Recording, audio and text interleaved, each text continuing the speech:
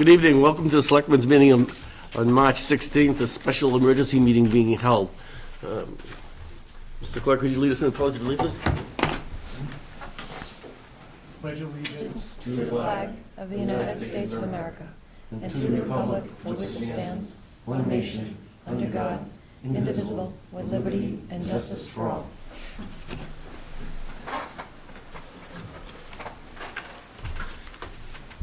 Thank you for the people who are in attendance, the important people that are here that have been working on special conditions. This is something that's basically never happened before. It's an emergency situation that the town has been taking care of over the weekend, putting a lot of time in. It's the duty of the Board of Selectmen to provide the safety and welfare of the town, and that we have our departments working on that right now. This is a serious situation that we're taking care of. We did meet Friday, an untelevised meeting, and I do want to read off three things that we put in motion with motions made on Friday. Cindy had moved starting on March 30th until further notice, subject to the approval of the Board of Selectmen, with the exception of talk about meetings held by the Board of Selectmen and the Board of Health, and any posted hearings may be continued subject to the application of provisions of the Massachusetts general law that had to do with meetings. Another motion was moved that the Board of Selectmen order all buildings under the care, custody, and control of the Board of Selectmen be closed to the public from March 13th through at least March 29th. And the last motion that was put forth by Paul was move the Board of Selectmen declare a state of emergency until further notice in line with the state emergency of the Commonwealth. So we're in a situation right now we've never been in before. Hopefully when this all calms down, we can sit back in years to come and say, do you remember what happened in 2020? A statement I do want to read right now is tonight's meeting was not posted 48 hours in advance, and that we could not have reasonably known of the topics of discussion 48 hours prior to this meeting, and that the topics to be discussed are essential since they deal with a public health emergency, and that the board would not wait for the posting of 48 hours in advance for a meeting. Tonight's meeting is being televised on cable, LCTV, and we have made arrangements for the public to call in for this meeting. You can call in to provide comment. The number to call is 978-540-2466. Once again, that number is 978-540-2466. We request your patience as we can only accommodate one call at a time. If you don't get through, to try again. Once again, with the board, through its great leadership and management, has been working on the situation all weekend.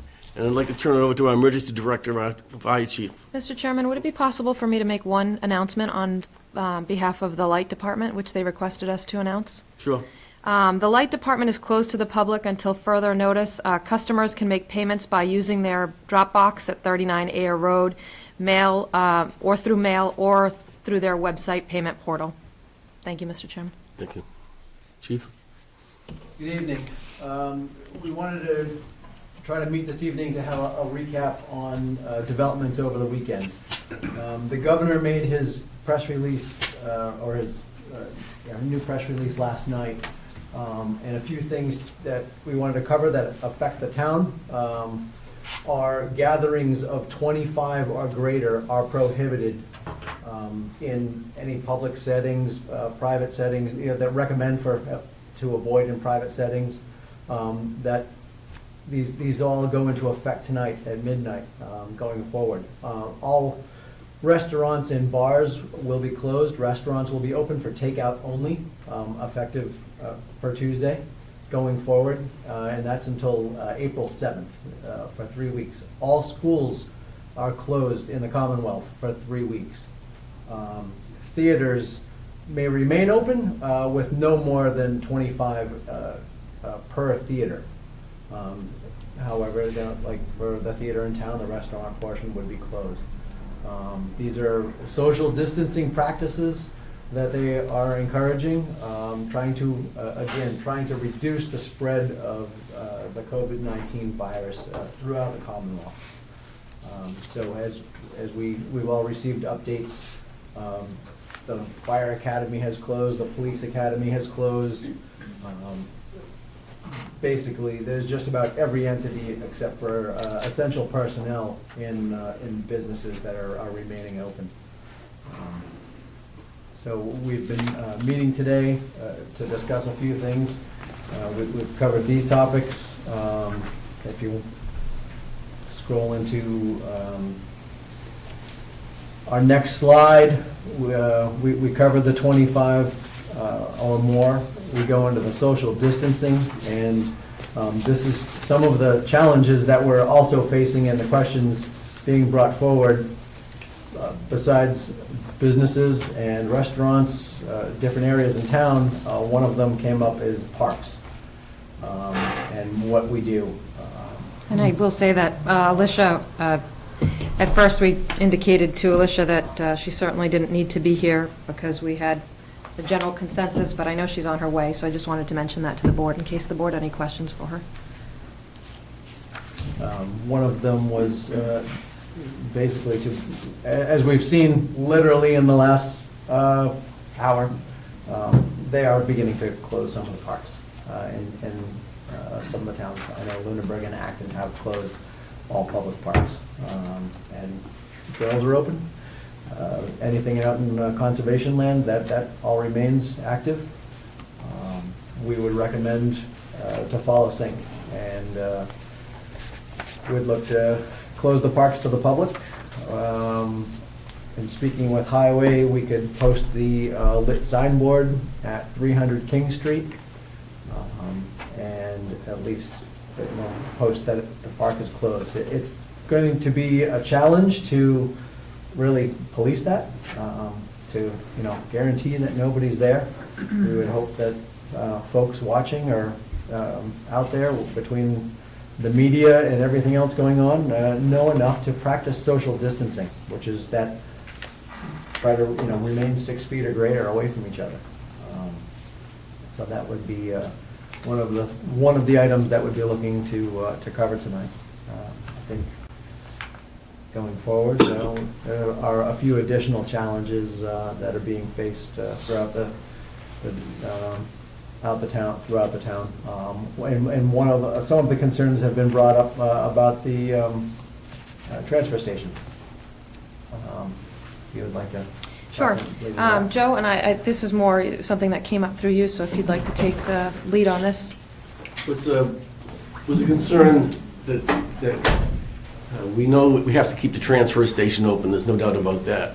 But in regular days' work at the transfer station, what happens is that people will come in with bulk items, which the people working there will have to talk to the people about in close proximity, exchange money or credit card type things. And to alleviate that problem, we're probably going to take a look at changing that to move it to having only trash and recycling collection only. So you'd go there and you get rid of your trash and you recycle and you'd leave right away without bringing any bulk items or asking for any kind of special permits and that type of thing. That's something we can move on later on. If you want to add to it, because you might have had discussions with. Yeah, I mean, I know Chase has brought this subject up too, and I would defer to Chase if he had anything else. I think that, at this point, we could certainly go down this model and see how this works and see if we need to potentially adjust the hours. Perhaps there is, I know one of the concerns you had, Chase, was if the number of hours isn't enough and there are a lot of people at the transfer station at the same time, then perhaps we may need to look at models of seeing if we can extend our hours. That's good. That's good, because I thought when you said, I thought you were going to cut down on just the opposite. Yeah, I mean, I think if we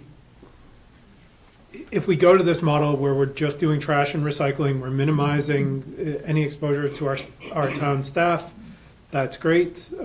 If that is a problem, right, we have a lot of people staying at home right now, right, more trash essentially being generated and so on.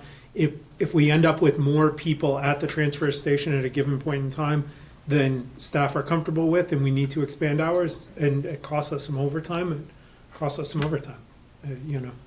But I think the first step is just to see what this looks like if we just go to trash and recycling only. And see how it hopefully, falls out. hopefully people, since they're staying home, instead of waiting all the way till Saturday to do Right, trash, yeah. they'll spread it out during that time. Right, not So- everybody at 5 o'clock on a weeknight or Yeah. 8 o'clock in the morning on Saturday. So do we want to move on this now and go, Yeah, certainly, you can vote, you can take a motion, or we can implement, however the board would feel comfortable handling that. I think we should take action. since we're on this topic, let's take action on it. And we generally have voted on the hours there anyway, so if we're gonna change it, it should be by a vote. But do you think we have to extend right now or wait and see? We added Wednesdays a year and a half ago. I don't think we need to add any hours. I think if people are at home, they can stagger it. When people are going to work every day and the schedule is different, running kids back Why don't we and forth give the discretion to Chris and Nina? I mean, if for some reason something does come up, I would hate for us to have to get back together again Yeah. just to adjust Well, the hours. we could always do it as we've been authorized to do. That could be a topic we handle, by text or email. Sure, that's right, too. We have a lot more flexibility right now. I doubt that we're gonna need to change hours if we just go to trash and recycling. So the easy motion for this one would be move that the Board of Selectmen vote to restrict the transfer station to trash and recycling collection only. So moved. Second?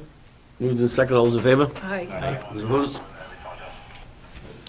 Now that Alicia is here, would the board like to go back to the Please. Park and Rec? Hi, Alicia. Hello, how are you? Good. So we had an initial preview of this discussion, and Okay. I don't know if the board has any questions at this point for Alicia, or if Alicia, you have any statements you'd like to make? Do you guys want me to Through the come up chair, or of want me to course. stay here? What's easier? Stay where you are. Stay where I am. As long as we can get a camera Well, on, I I think we're mean, good. I could be there. So just a few things, just to kind of keep you briefed. We have been in communication with the Northeastern Regional MRPA, which is the Massachusetts Parks and Recreation Association. Just all the department heads have tried to, keep in touch with each other and let everybody know kind of what's going on. Tim has done a really great job, and he's actually set up a video conference that's going to happen Wednesday morning, so we can all kind of talk about issues and solutions. So as of this moment, there aren't, sorry? There are Two what? communities that we know of. Oh, there are two communities that have closed parks? Okay, Yes. so that, I didn't know. Yeah, we learned that very late this afternoon. Okay, so that's something that, all of this is flowing kind of as we go along. That's where we're at as far as the communication path goes along with that. So, if you have questions, please let me know, and I'm here. When we say closed parks, are we talking specifically about Castle in the Trees and Fay Park? So Beach, just this was one, not on the here beach. at my behest. I just kind of, the last meeting that we were at, I did ask to get information from council, just to get his opinion on liability. So he did respond back to that, and said, at this time, trying to think of like a short way to surmise it, that essentially we weren't responsible to have to do anything more Right. than, let people know that, please, I mean, we didn't even have to do that, Correct. really, Right. honestly, Right. so, Right. yeah. Mr. Chair, if I may. Please. So certainly, I think the reason this topic came up was because of the governor's order asking people to practice social distancing. Anyone that's been to Castle in the Trees knows it's very difficult to do the way well, Chase would know because he helped build it. The way I it's. helped build it too. Oh, you did? I I'm hammered a sorry, couple of Paul. nails in, I but forgot. I wouldn't go near the parts that I worked on. Just as far as, the way it's configured and it's been set up. And then the other situation there too is the basketball court. There was a pickup basketball game today on the court. Certainly, playing basketball is not practicing social distancing. So I think that was the one park that we had really focused our attention on as far as Fay Park and other parks in town like Long Lake and whatnot. I don't personally, the schools, Playgrounds in every school. right. Yeah. I didn't We can see. close those, but- Right. I just was thinking more Castle in the Trees draws people from all over, different communities, and it does tend to get very congested. And under these circumstances, it's why we brought up the suggestion that, should we close it? So, I know we just recently found out late this afternoon, other towns and communities are closing their parks, so we decided to raise this again tonight after doing a little more research. And how would we go about closing it? I mean, physically? So I'll defer to Caution tape. the chief for that Caution tape. response. We talked about putting up the signboard from Highway, and, you know, you could put that up. In the And- driveway. And it's very difficult to, if you're gonna, you know, post an officer there, it's gonna be tough to control it and monitor anybody on any playground in town and make sure that they stay out. But Chuck just mentioned, I thought, logical, put caution tape around all it. And we can close the opening. Yep. Cone that off, we can put up horses, whatever. We You know, can, area closed until further notice. yep, You know, and this, we can give it a, absolutely, we can do that. And, you know, Highway can put stuff across it and put up the signboard, We can advise parents that it's closed. Yeah. Uh, put it on the websites and. Ripping little Johnny off, that's what he said.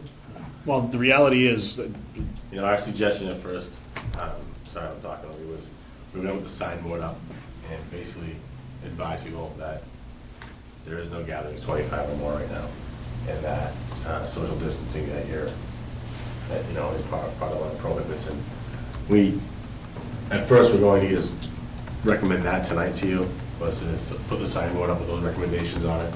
Parents will use their caution when they do go there. But then we found out 2 communities actually started shutting their parks and playgrounds down for the next 2 weeks. Should we follow suit, then we'll do the best we can to close the parking lot off.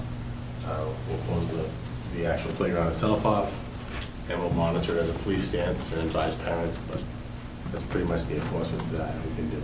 We can use the police barriers instead of the highway barriers. Yeah. I mean, my sense is, I don't think we want to dedicate someone all the time to it, but let's take reasonable measures to close it. Just like everything else we're doing right now, people can circumvent it if they want to, but we can take reasonable steps and reasonable people will obey them. And if an officer is driving by and there are 20 people there, great, let's stop and say, hey, get out of there. But move on, yeah. And the science of this is still pretty new to us, and that was some of the comments I made on Friday afternoon. You know, we don't know. My comments relative specifically to casting the trees. So I spent some time and did some educating of myself, and on steel, plastic structures, the virus can last 3 to 4 days, especially because if it was hot out, we wouldn't have as much of an issue, because the virus would be dying. But cardboard's 1 day. Copper, ironically, is like just a few hours. It's weird, just with the, I don't know, whatever. But, so there's a reason for it. I mean, we don't have the resources to have somebody out there scrubbing surfaces down after every little kid swings a monkey bus. So, the preponderance of caution, we could gate it off. And to Chase's point, if a patrol is driving by, just an education piece, community policing, you know, just, hey, not sure if you wear, there's a big sign in front that says we're closed. So that would be my recommendation. I appreciate the idea of putting the signboard up, and maybe that is something we can do just to, you know, people driving by, going to get their milk or bread or cases of toilet paper. They'll see the sign. I also like the sign too because it accentuates the significance and importance of distancing yourself. Ooh, holy cow, we're shutting down playgrounds. Maybe we should think about this. Right. And it has a certain value there as So, well. We've talked about Castle. Back to my original question, if you'll indulge for a second. Are we also talking about Fay Park and the beach? I would assume so, why, you know, and the school playgrounds too, yeah. Well, we don't have care custody control over No, those. but we could make them aware and advise them that, you know, they should do the same. Yeah, because the And I think the same is true for Park and Rec, but, because in some cases, they may actually have, the commission may have care custody. So then I would move that the Board of Selectmen close all parks for which it has care, custody, and parks, is that the Control. right word? That could be a So little we more have care custody. expansive. I was ruminating on whether we should use the word parks. Yeah, more like activity. Playgrounds, yeah, all playground facilities for which the Board of Selectmen has care, custody, and control.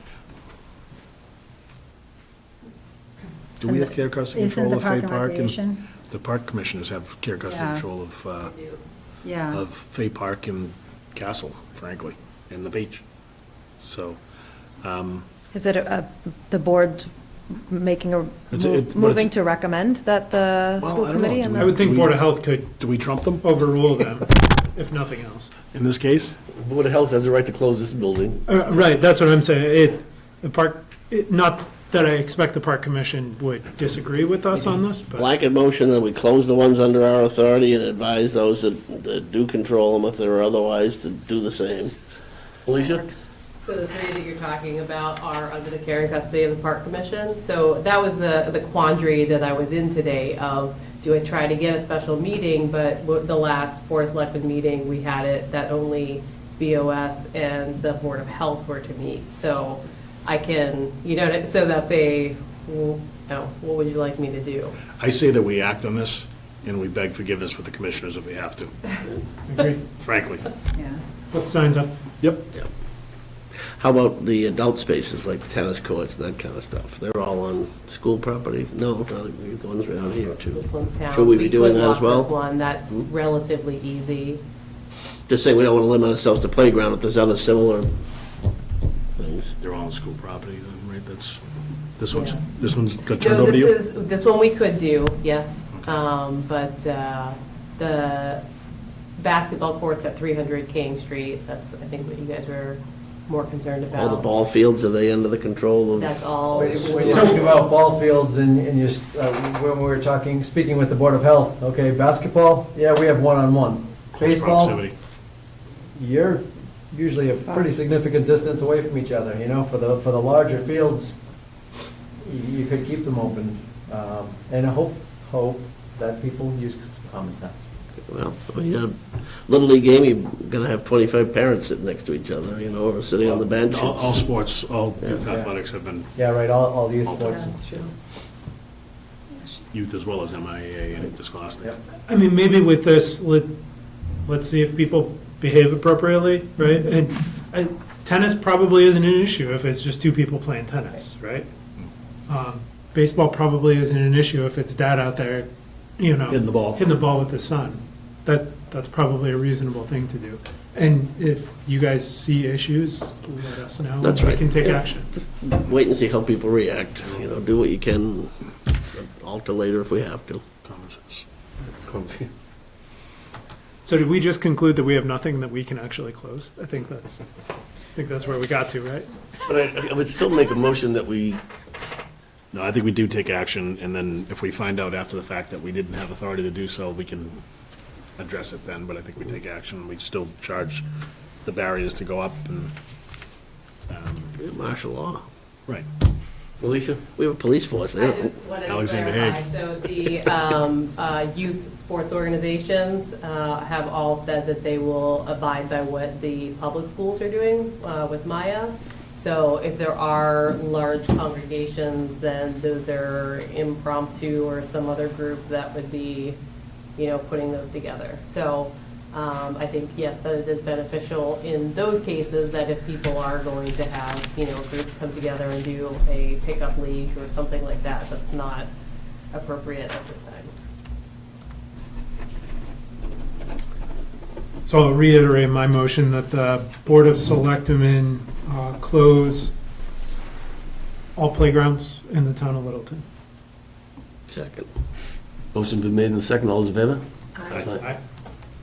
Next up.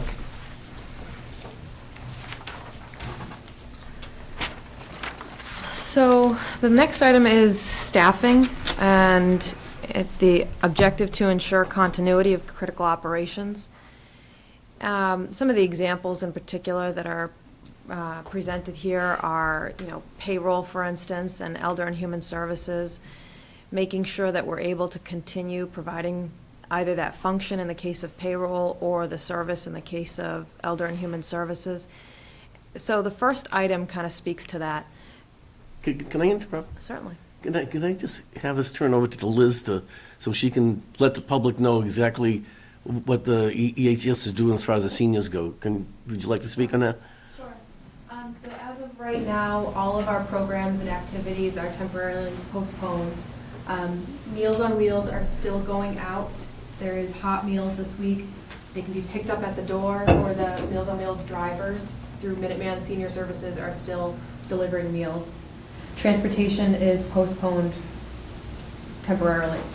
AARP taxes that were going on are postponed as well. Outreach is still up and running. We have the information and referral services are going on as normal. We have our at-risk client list that we've been calling every other day. We cold called 240 people this morning who live alone in town, who have contacted us over the years for an outreach reason, regardless of their age. So as of right now, everything is okay. We haven't had any major crisis. Everyone seems to be relatively prepared. We have had people reaching out to us through social media, asking us to check on certain people, and we've done that, and everything is running smoothly. Sorry, Nina. No problem. Actually, since we're on it, have you had anybody volunteer to provide transportation to seniors? 'Cause in all likelihood, I'm assuming you're getting some calls from seniors saying, I have an appointment, I need a ride. Do you have anybody that I can reach out to, or is there another service that I could call? Is there a list that we're managing, or? We do have a list of people who have called in offering their services in one way or another, from just folks out in the community to whole, like Girl Scout troops. There's people offering assistance, so we can hook people up with the services they needed. I'm just hesitant to, most of our volunteer drivers are over 60 themselves, so I'm hesitant to make that sort of connection at this time. Okay. Do the volunteer drivers have to go through some sort of a criteria? Core check. Okay. So if we had, I'm just going to use youth sports coaches, volunteers, that have been Cory checked through the town, and they said, hey, if you need folks, we're going to be home anyway, if you need folks that need rides, if they had a Cory check, they would be qualified to be able to, assuming they're 50 or younger. Liability. RFD, right? Probably be one of the driver records, What was the comment? driving record checks, because you wouldn't get into them when people are driving. I think we usually perform driver record checks on So Anybody's going to be driving seniors? it, I believe. usually what we like to do in a situation like this is make a neighbor-to-neighbor connection, introduce the people, and then back out and let them make their own arrangements. Just introduce them to somebody who is willing to assist. Not set up the timeline, the parameters, take any sort of responsibility. And here, we're talking about critical appointments for folks, right? Right. Dialysis or medical treatments that can't be postponed, right?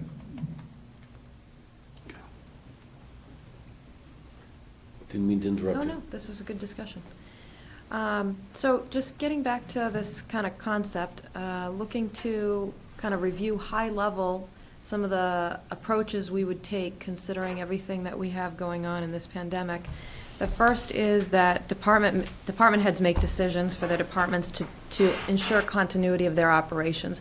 I sent out an email to the board late this afternoon, I suppose, indicating one kind of outline of what that might look like, and specifically with regard to payroll. And it also went into accounts payable and other functions of the finance office, just as a model to kind of give you a sense of what it might look like.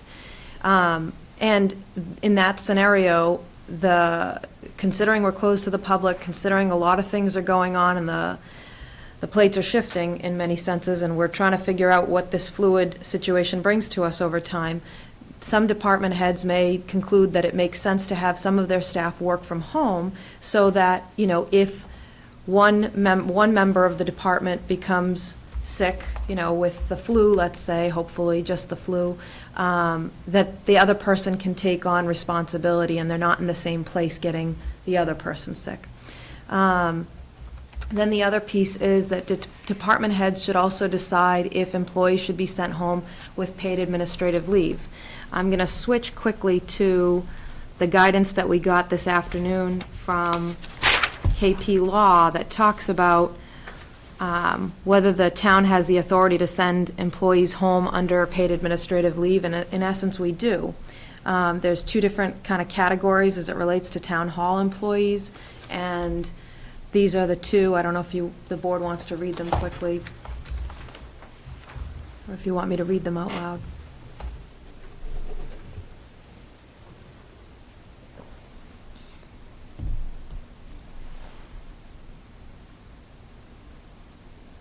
So is this something that we reached out to KP to get a ruling on They this? send us their alerts and their bulletins on their own, so. Mary's in Harrington, like an hour and a half ago, sent something similar I saw their that, document. that said more or less the same thing. Yeah. I didn't get a chance to read yours. I think Yeah, right. Right, KP got it out an hour ahead of me. I was in Harrington. So switching back, unless anybody has any questions here, the idea would be that department heads would have the ability to decide if employees should go home on paid administrative leave, especially through this process where we're trying to figure out how to protect employees and the public, obviously, at the same time. And then finally, department heads, as this is proposed, department heads in writing can allow employees to work from home during this pandemic. It would be pursuant to the personnel bylaw, and it would have to be in writing because of the way that the personnel bylaw is phrased. And again, it would be around this particular issue. What kind of work, so it's going to be department-specific, right? Yeah. There's certain departments that, Ed's department can't help customers from their home to process a building permit. Correct. Police officers can't. But they do have a patrol. portal, actually, so I don't know, maybe they They can could. apply online, and we Yeah. can assist them through the online portal from a remote location if it's required. We can't do inspections from a remote location, we have to go on site and do those. But as far as assisting somebody, we can take calls from a remote location, call forwarding can certainly go to the phone, but we won't be serving. The building's closed to the public currently anyway, so whether they are here in the building or they're at home, it's. All right, thanks. I've said it since when you were negotiating with Cheryl about her position. I'm principally opposed to a municipal employee working from home, period. So unless, if we're to empower the department heads to determine whether or not people can work from home, we need to know what that work is going to be. We need to have metrics in place. And I'm not comfortable putting metrics in place from home. I'm comfortable putting metrics in place while they're on their job, and then determining whether or not those metrics are being met at home. Because there's two different standards. I mean, I know how it's operated in the private sector, and I have a really, really difficult time seeing how a municipal employee whose job is specifically to serve the public, how they can work from home. So there's going to be a whole lot of selling that's going to have to happen for me to come around on this, whether it's department heads making decisions to ensure the continuity of their operation. If Department A says, I'll stay, you guys go home, do the folks that go home get paid as if they were there, or do they take PTO, or do they get administrative leave? So I think we need to I think we look would at this just, from a number of different perspectives. And I think it's going to be a challenge, and you talk about equity and parity often, and if Department A is able to do that, but Department B is unable to do that because of staffing levels or just the face to the public, although there is no face to the public now, to some degree. We're still trying to meet them where we can. I don't want to get into a situation that creates that inequity and creates precedence. And I'd rather see the departments working together and empowering, the department heads be empowered to work together to get projects done, to get things done. And if Ed's working on a project to scan all of the plans that have come in over the last however many years, but he doesn't have the staff to do that, but another department has their employees here, but they're a public-facing department, and they're not able to see the public, or their interaction has gone way, way down. I'd love to be able to see some connectivity and collaboration between departments, where the department heads are empowered to work together, and I think we will benefit as a town by putting something like that in place versus sending people home and giving them administrative leave, or deciding who's critical and who's not critical, and how we can handle whatever work is in front of people. I have a tough time, I'm gonna have a tough time coming off of this stance. I don't think municipal employees should work from home. Sorry, no, I didn't mean to interrupt. So I just, actually, this is a question for you. So have any employees come to you and expressed maybe their preference to work from home for one reason or another Yes. due to this situation? Yes, I have had employees approach me.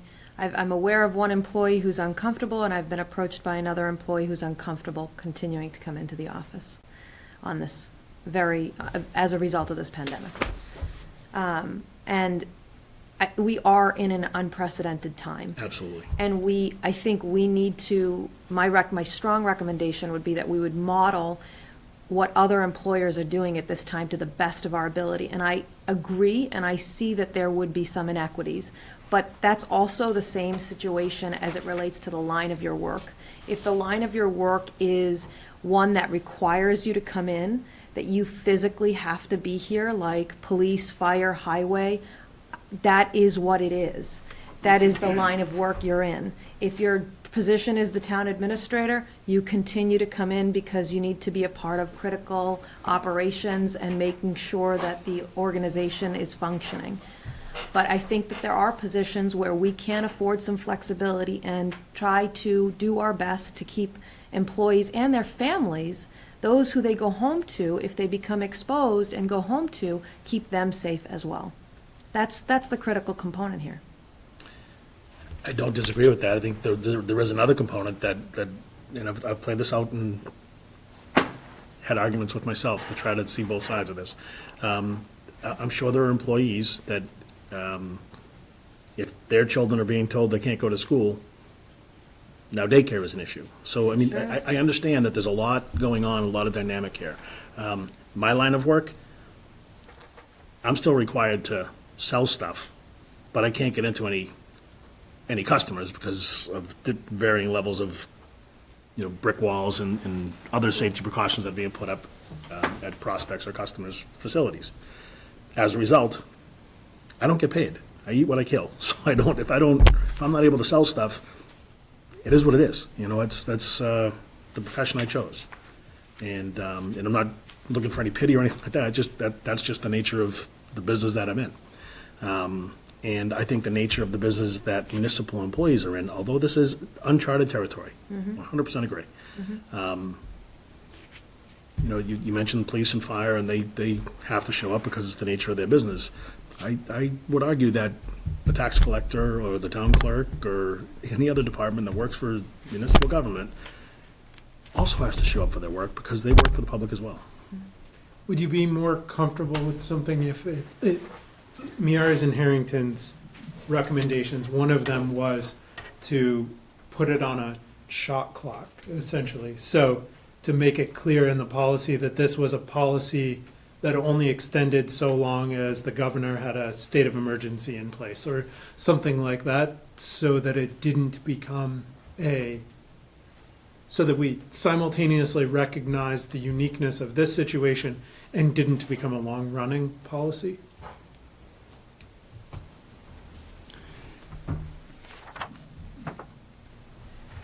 I think I would lean more towards if somebody needs to take time off, they need to take a leave, or if they need to take PTO, or if someone's uncomfortable, there are means in place that they can address that.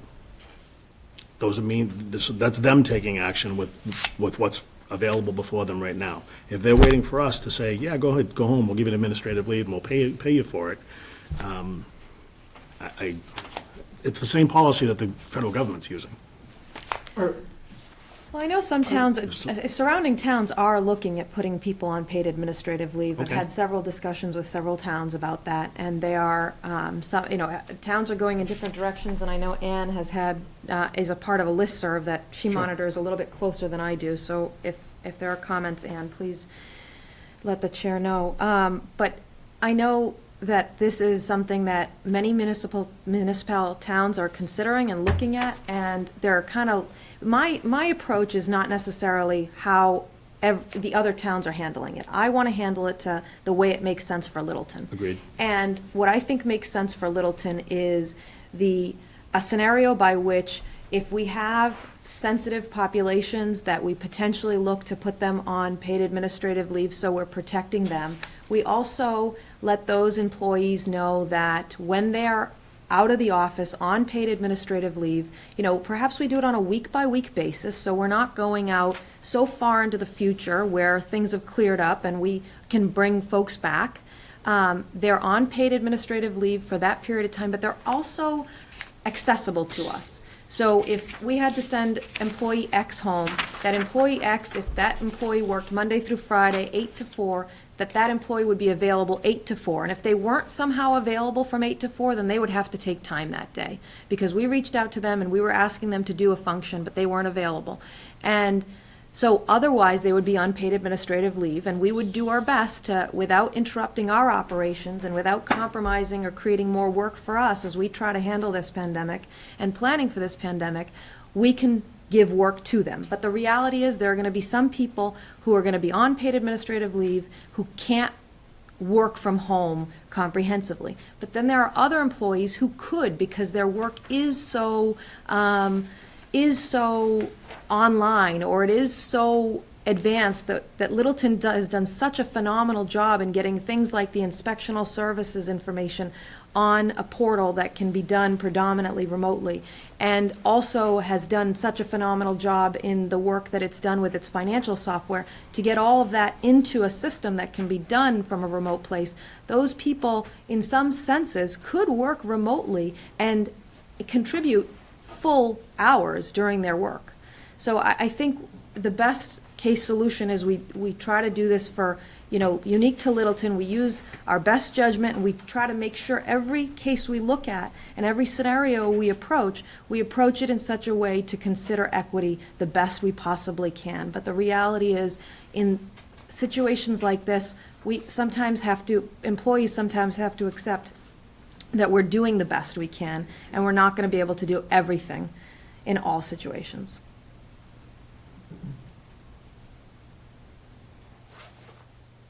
did I understand Kelly Clinchy's memo correctly, that teachers are being paid That is my understanding. outside of their normal PTO? Correct. That is, they're not being required to take any sick leave? And they're, similar to what Nina just summarized, they're on call, Okay. essentially. It's the way that he referred to that. Over the last week, the departments have been working at many different things, and I know our IT department has been working hard with the other departments. Few of the things that have been put into place, just, not to ease anxiety, but, we have the ability to work on the VPN, so, our admins could actually take the laptops home. They see everything that's actually on their desktop. They have the ability to forward the office phones to their cell phone. And with their list of extensions, they can forward to all of our extensions from their cell phone at home while they're working on their desktop, which is basically at home. And not having that interaction with the public. All right, that eliminates the public aspect of it. But they can still do have that ability to carry on their daily responsibilities and interact with everybody else in the office. And Chief, I'll just add to that, I appreciate you bringing that up. We also are working on video conferencing, so we're, implementing the technology to be able to put an employee behind their computer screen and be able to video conference with a staff person, or if need be, perhaps they're video conferencing, we haven't explored this one yet, but if really need be, perhaps they're video conferencing with someone in the public. I don't know if there's the proper firewalls for that, I'm getting a little ahead of myself, but we can explore it. So how do you justify to me, during the budget process, virtually every department said that they need more staff because they can't do projects. All they can do is the stuff that when the public walks in, so they can't get projects done. Here we are with an opportunity to get projects done without the interruption of the public. So there's lots that our employees can do when they're not facing the public, that they're not necessarily able to get done when the public is in front of them. There's lots of interruptions, and we all know from any number of professions, that when you're interrupted and you're taken away from anything, you're just not as productive. You don't get stuff done, and you don't get it done as efficiently and usually not as accurately as if you just were able to plow a couple of hours of dedicated time on whatever project. I'm gonna call it knee-jerk to doing something like this. I think there's other things that we can do within just a couple of tweaks and empowerment and just asking department heads to work together and to collaborate. And I think we can get a lot done, and I think there'd be a lot of good faith, and I think departments would probably get along better and appreciate each other better, and I think we can make lemonade out of these lemons. I've done that twice now. Oh, Go ahead, Cindy, where are you? no, you go ahead. So just a couple comments. One, the school, it's not just the teachers, it is all of the school staff that's being paid, right down to the custodians, the cafeteria, part-time, full-time, it doesn't matter. So it's the entire school population that is being paid for the 3 weeks leave. But I see a difference between not someone who's being, in this sense, sent home.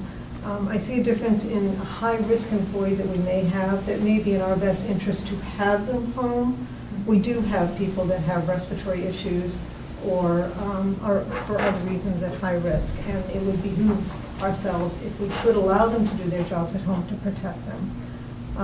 So I think that's not just sending your average person home. I agree while we're still here and we're working, I agree with Chuck, there are other things we can do, but we're talking about high-risk employee that we want to consider.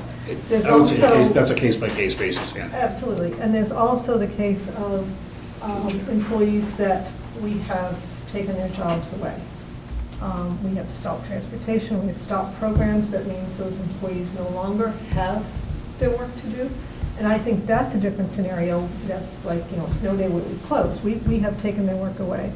That's a different scenario than I just want to allow someone to work at home. So I think there are different kinds of things that we're discussing here, and they may have different solutions. That's exactly what I'm offering as other solutions. That Through the doesn't, chair. well, and that doesn't address the scenario by which someone is uncomfortable from continuing to come in a state of emergency situation. Okay. How do we address that? People probably think I'm cold and callous for saying this, but I think if there's an employee or employees that feel uncomfortable, they have whatever time they have available to them, whether it be PTO, and we can have some flexibility if they want to call it whatever they want to call it, and they have to burn up some vacation time, and it's not or sick time. I'm not exactly sure. That'd be an and question. I'm not exactly sure how they would do that, or they can take a leave. And I understand that there's financial consequences, and but again, we're uncharted territories here, and I just don't think that every case needs to be handled individually, but I don't think that, I think that if there are some avenues for employees to take, then they should exhaust those avenues first. Cindy, did you? Certainly, through the chair. So I don't agree with you, Chuck, really on this, especially under the circumstances that we're facing in our community today, especially with respect to high-risk employees and employees who have come forward to their employer and expressed their, I don't want to say discomfort, or for whatever reason, they are not comfortable here in the workplace. I think that we need to accommodate those employees, and we need to provide the compensation for those employees based on the guidelines that were provided to us by town council. We did seek guidance from town council in this regard, and we did receive from a couple of different firms. I think this is a different time and a different situation, what we're facing here today in our community, and I think it's important for us to make any and all accommodations that we can, if possible, for our employees. So that's the way I feel about it. I know, on the private sector, I'm working at a law firm. We're lucky that we have our own offices, we have space. That's the other issue, is I don't know how many employees work in this office, but we are talking about distancing ourselves from one another.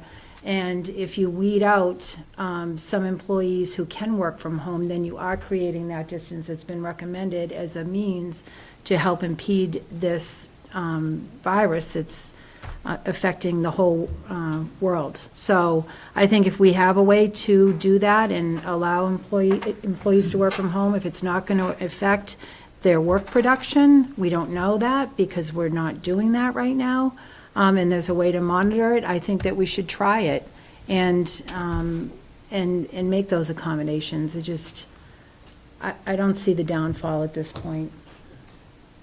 And I will say also that some towns have gone to identifying who's essential and who's non-essential, and they've basically said everyone who's basically department heads only, and only probably certain department heads come in, and everyone else is on paid administrative leave. So there are towns that are taking even more drastic approach than perhaps I'm even suggesting. I'm suggesting a tailored system by which we maintain staffing to the degree we need to, and anyone who needs to work from home for any reason, who can work from home, and anyone who can't work from home but could be on call from home can do that as well.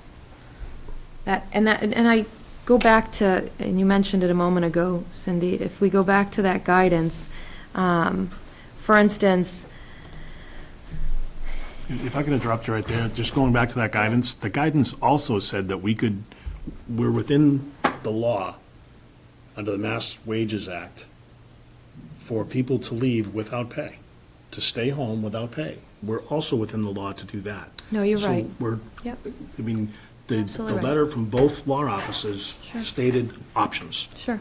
So I I don't think think we have to to- chase right right. down to, No, I think the distinction, though, is those that we send home, if we send someone home, I think that guidance is different than those who we may look to allow to work from home, if that's something that the board. I think they're two different conversations. Yeah, well, and that's why I'm breaking them into two separate buckets. Mr. Chair, can I offer a couple of points here? One, regardless of what we do, and particularly if we go down a path of allowing folks to utilize paid administrative leave, I think we should mirror it to the same timeline that the schools are on. Listen, I mean, if the doomsdayers are right and this extends on for a couple of months, that's a different thing in my mind than the next couple of weeks. Right now, the schools have committed to fulfilling their, to paying everyone through April 6th, 7th, something like that. And I think if we're making decisions past that point, we're doing so. I mean, we met collectively on Friday, and we're meeting again because the situation has changed. If we're making decisions for April 8th, we're going to be so far out of date at that point that it doesn't matter. So that's number one. Number two, with respect to the equity piece, I think we should strive to be equitable, but ask ask the chiefs how fair this is to their lives right now, right? I think people have got to put their big boy and big girl pants on and deal with the fact that some things just aren't going to be equitable, and some people deal with harder things right now, and if you're someone who doesn't, be glad for that and go do something useful for your community otherwise. The last piece of this, though, is a policy piece. I'm comfortable with the idea of allowing people to utilize paid administrative leave. I would prefer not to call it that, because that sounds an awful, you implement the policy in whatever way you want, but that sounds to me like they're not being expected to do anything versus a work-from-home policy, but that's a secondary piece. I worry a little bit about allowing department heads to make this decision and potential inconsistencies across the organization in how those decisions are made, and I would prefer to see a comprehensive townwide policy, at least in terms of town administration staff, so that department heads have a rubric. The decision might ultimately lie with the department head, but they've got a framework in which to work so that everyone is being, if not treated equitably because their job requirements are different, at least being treated equitably if they're in the same relative position in different departments and potentially work for different department heads. So, and that frankly is consistent with town council's recommendations. You should consider adopting a policy. And I understand that's essentially what we're talking about, but I would like to see this. It doesn't have to be the most beautiful thing, but I would like to see an actual written policy that we can put together. And I think it's important if we're going to go down this path to have that policy. And we could prepare a policy, a written draft policy for consideration by the board. Maybe in the interim, then, we could address or allow the folks that have a compromised situation, whatever it might be, health, age, to be dealt with on a case-by-case basis, and then have a specific policy come back that reflects this conversation, input from this conversation. And given I'd prefer also that anything be applied across the board, and my base instincts are really with Chuck's. I think this situation does cry out for a different approach, but as a general rule, I'm not keen on public employees working from home. It kind of runs counter to the whole notion. I was just going to mention the same thing. I would agree with you in almost any case, but this is such special circumstances that we're under right now that I think there are cases where if someone can work from home, then they probably should work from home or have the opportunity to work from home during this time frame. And just like Chase said, in the time frame here, things are changing so fast. Maybe in 3 weeks we find out that a whole different set of circumstances, and maybe some things are working positive, or maybe, unfortunately, things are looking worse or whatever. But in that time span, we'll be able to figure out, I don't want to do this for 3 months in a row. But give it that 3 weeks to find out where we stand and what it actually is happening. I think we'll have a pretty good idea by that time span where that virus bubble is, and is it tapering off, or does it look like it's going to last longer? If I could just offer some comments based upon some of the points and counterpoints, and just relative to, Cindy, you had mentioned the social distancing relative to workplace, and if people stay home, and it's going to afford social distancing. There's other ways we can accomplish that by doing staggered work times, and some maybe one employee works Monday, Wednesday, Friday this week, and Tuesday and Thursday next week, and employees switch off. Most of our departments don't have more than just a couple or a few employees in each department in a general office area. So my biggest frustration is that we're going from 0 to 60, and we're not looking at other alternatives and other options, and we read a letter from an attorney and we say, let's go. People get to stay home on paid administration. I agree with you. I don't like that term. It just sounds like it's free money and you're not beholden to us at all. So I mean, I'll entertain whatever it is that the board wants to do, but I want I don't know, I still fundamentally feel as though municipal employees have a job to serve the public. And again, there's a case-by-case basis, and if there's employees that are compromised because of age or respiratory, their health issues, I 100% understand that, and I have compassion and empathy towards them, and I feel as though you as the town administrator and us as the Board of Selectmen should take those into consideration. But as a general rule, I'm not an advocate of employees working from home or not working at all and taking a paid administrative leave without looking at other alternatives first. And that's where I think we can empower Nina to essentially administer this in a way that maximizes the amount of time that people are working and the productive work that they can do. That's why I would prefer it to be a work from home policy rather than a paid administrative leave policy. The expectation is everybody will be doing what they can. But there's so many individual nuances here that I think if we give Nina the flexibility to administer town staff, and we give the chiefs the flexibility to administer their staff, they're more likely to get the most out of their people and maximize the benefit to the town that way, rather than us trying to find exactly the right solution. Hence a policy and then implement it through the TA. Can you take a crack at a policy? And Sure, absolutely. if need be, remotely, we can put our 2 cents in and what our feelings are. I mean, we should come back to an open meeting. We have that requirement. Do we do it? We do, yep. Mr. Wilson? I don't know if you're taking input. Gary Wilson, 1 Wilson Lane, FinCom Chair.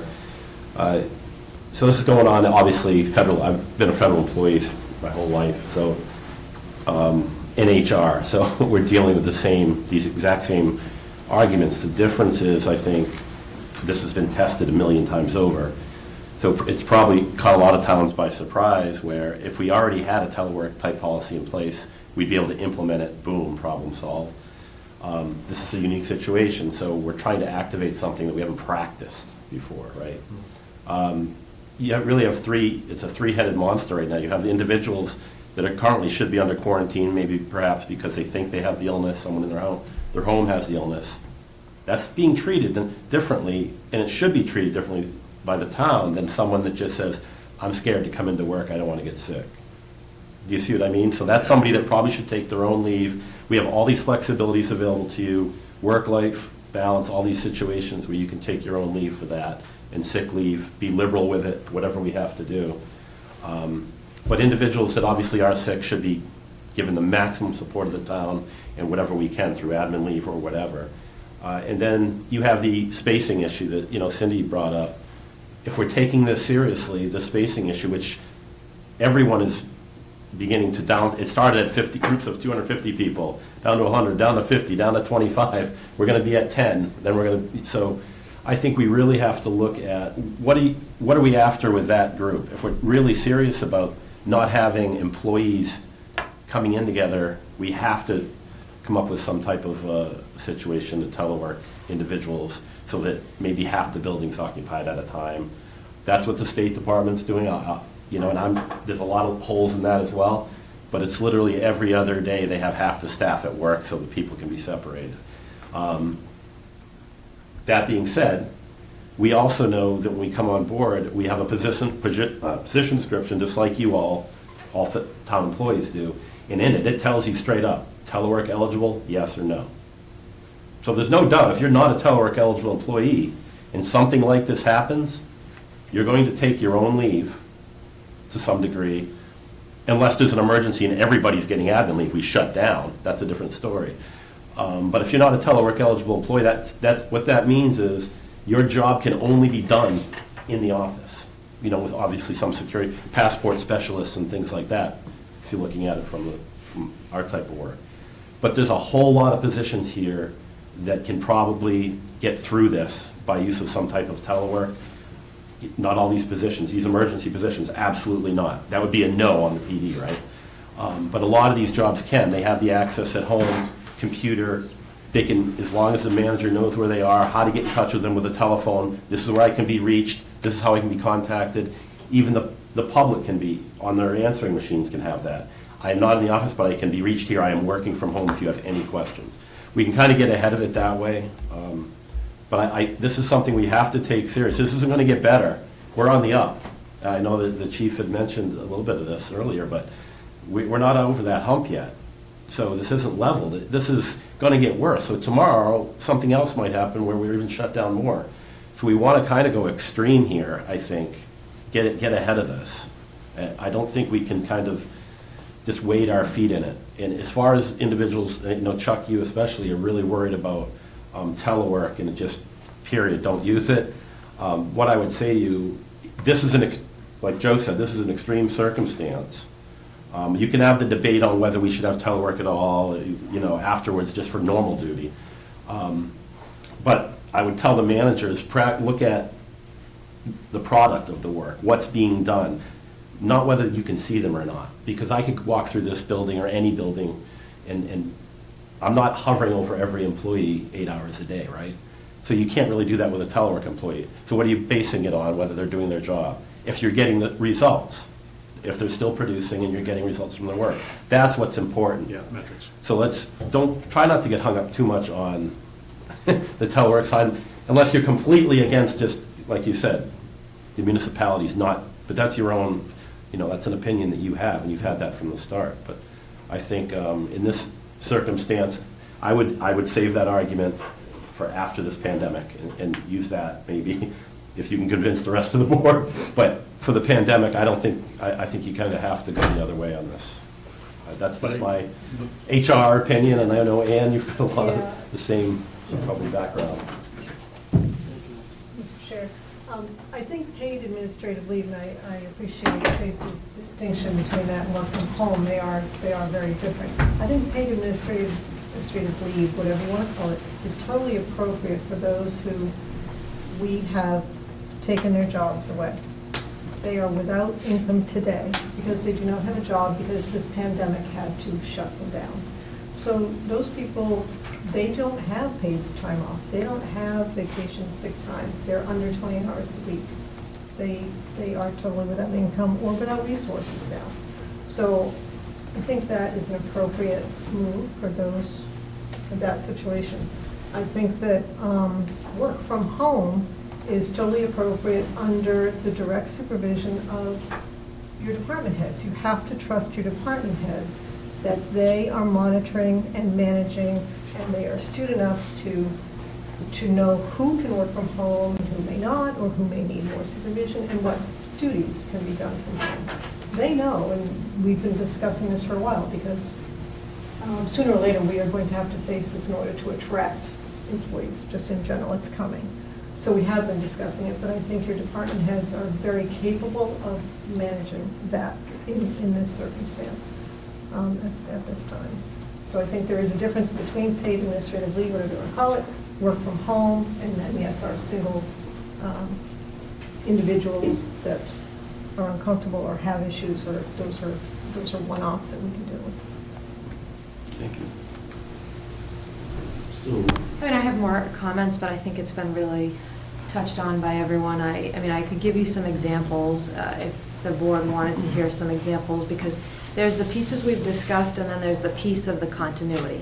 And that's the piece that we haven't really discussed significantly. I know it was touched on by various folks in their comments, but just Joe and myself as an example, and I have another one as well. Neither Joe nor I have had any discussions or wanted to work from home, but if both of us become sick at the same time because we work so closely together, and granted, we have been practicing keeping space from, and obviously a very good distance here right now. And at one point I was backing up to the point I was at the wall, and he said, "You can't go through the wall, Nina," earlier today, but I was trying to keep our distance.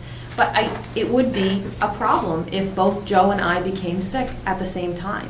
That could put us out for, a certain number of hours. I don't know how many. Another example would be, and I'll use the building commissioner. If the building commissioner we don't have technically a local building inspector at this point. So if the building commissioner falls ill, and other town building commissioners are falling ill around this time, and there's not a lot of backup, and quite honestly, a lot of local building commissioners are usually retired individuals, then how do we serve the community if our building commissioner becomes ill for a temporary period of time? I would actually, and one scenario would be that we tell our building commissioner to work from home until he has to go and do inspections, to minimize exposure to anyone, really. So those are kind of examples that I want the board to kind of think about and consider between now and when we develop further guidelines or policies, because, you know, I'm not sure what it looks like if certain staffing becomes ill and can't work for a certain number of days, or never mind the days that they don't feel well to work, but then the days in which they're contagious and need to quarantine themselves to the entire community altogether. These are the types of things I'm trying to solve and asking for your flexibility on.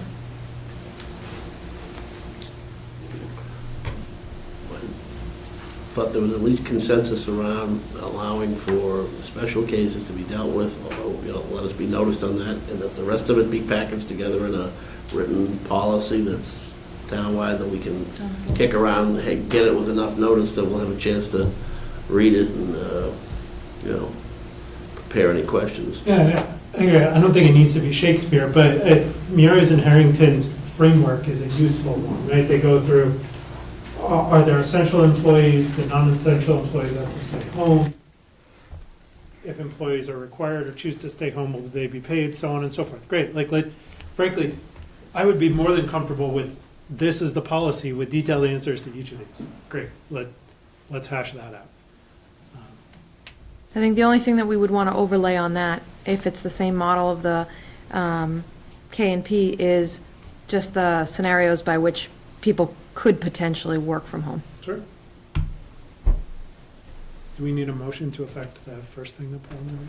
Well, so the case by case you're talking about, are we talking about people that feel uncomfortable? Because the public's I not here. didn't include that. I included the people who are compromised for health or age issues, you know, on a case by case. People uncomfortable, who is comfortable?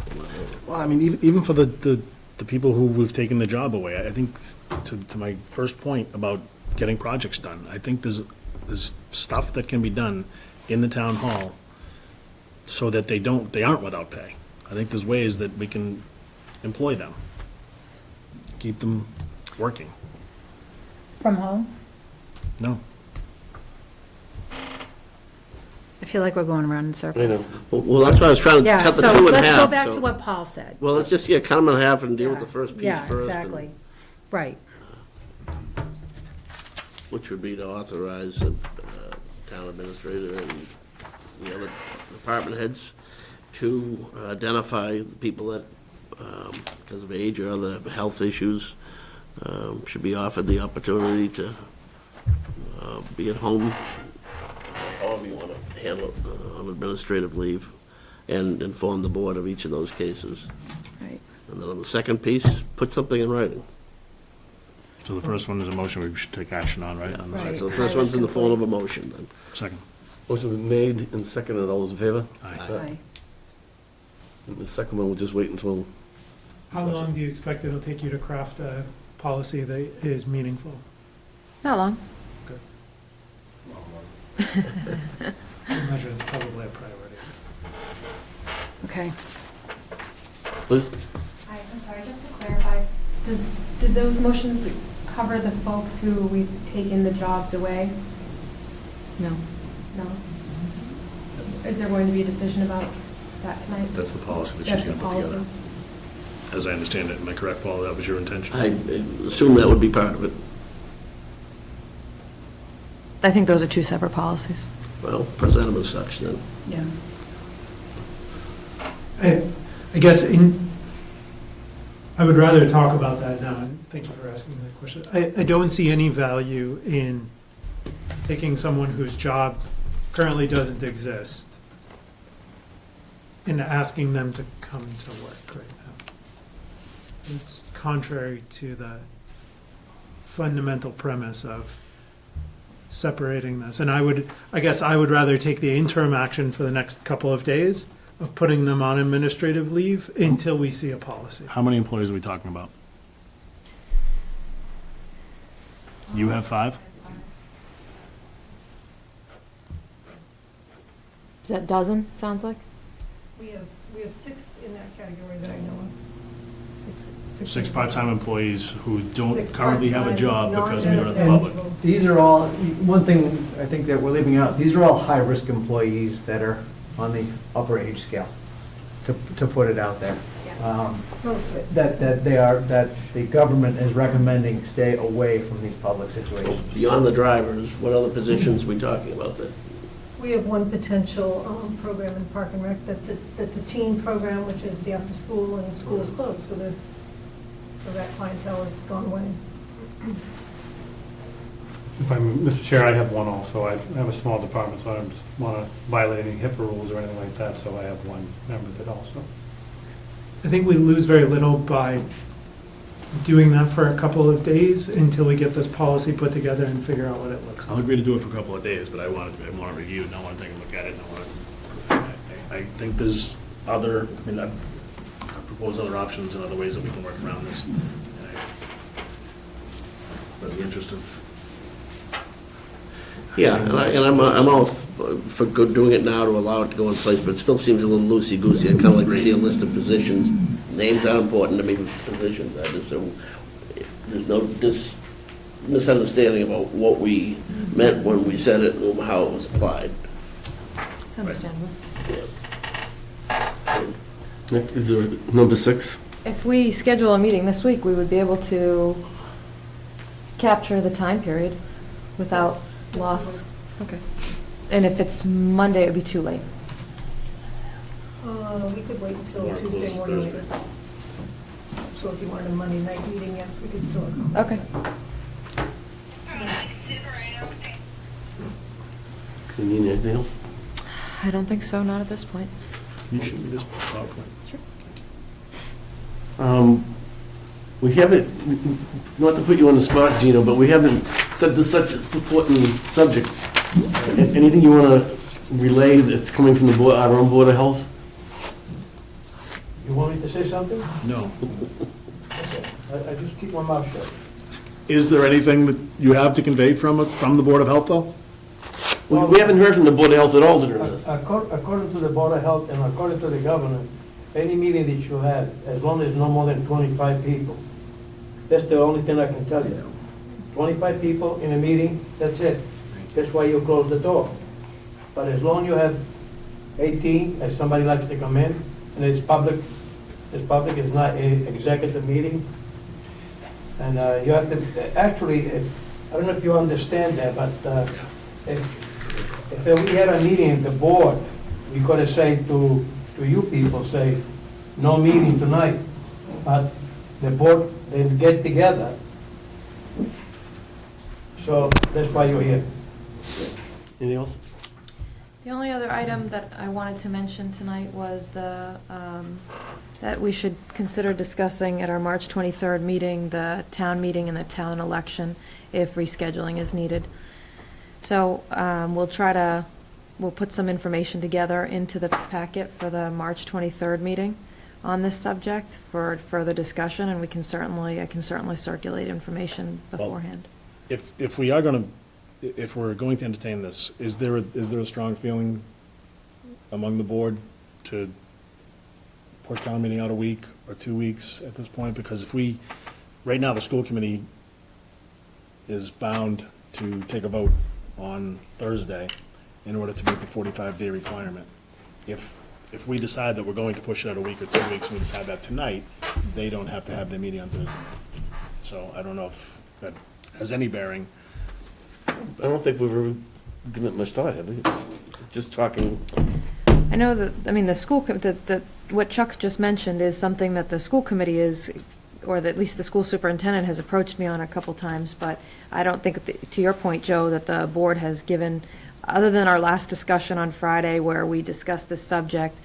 At Friday, it was my opinion that we should wait to see what happens, but I think we're seeing what's happening, and you know, if I were, because of the way in which the warrant process, where we are in the warrant process right now, we need to devote critical time to continuing to move town meeting forward right now if we don't think we're going to postpone town meeting. If we do think we're going to postpone town meeting, then it doesn't make sense to utilize that time in planning for town meeting, and we could utilize that time in planning for this issue, this pandemic and dealing with the pandemic. That being said, I think there's gotta be a balance there as well, regardless, I mean, we're only talking about moving it out, we're only allowed to 30 days move it is the out. most we get, right? Exactly. Yeah, so I mean, I think if we took a vote tonight to move it out 2 weeks, to kind of buy ourselves some time, I wouldn't say stop working on Sure, no, I understand. town meeting. Yep. But I would say that it certainly would free up some time to be able to focus on.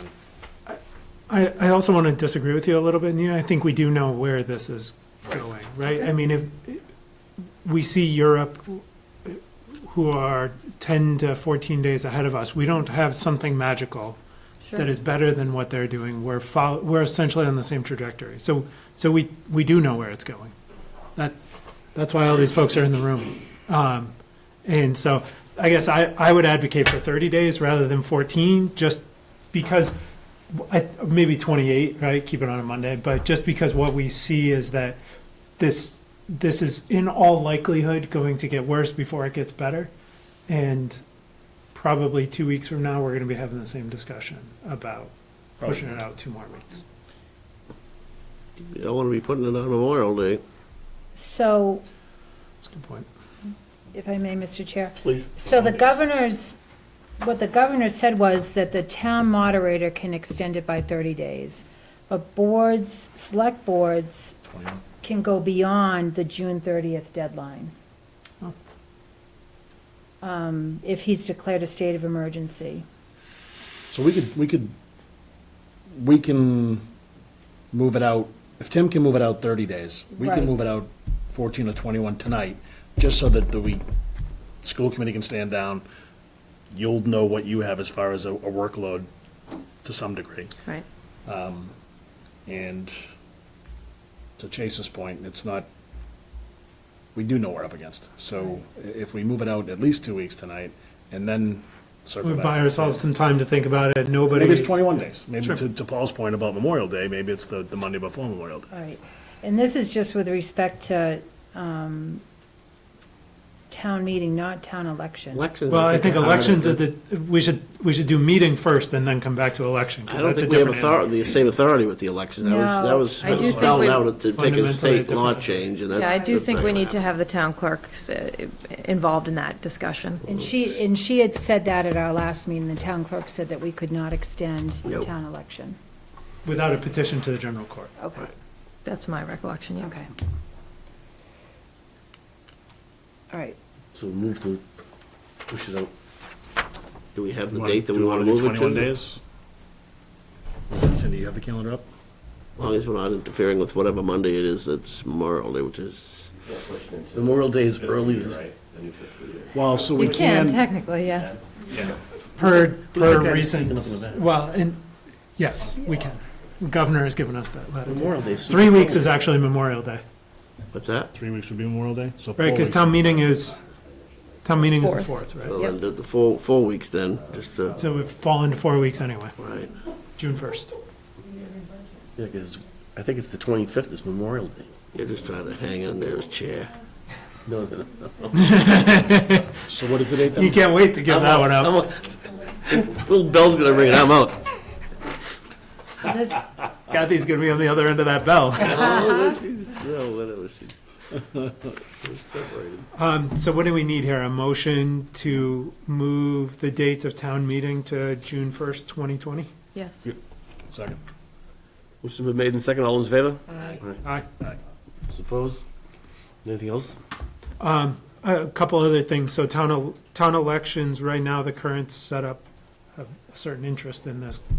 Diane said on Friday, papers pulled in person with her, call her, right? And then turn them in to her, Yep. right? But the deadlines still stand. Yep. yeah.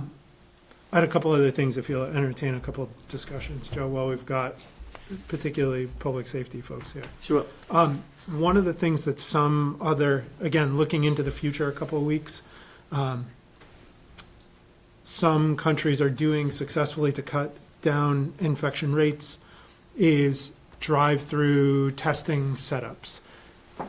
3 months ago, when we did your review, Chief, and you talked about, yeah, we're set up to do things like drive-through inoculations, I thought, well, that's sort of an obscure thing. Like, who the hell would need that?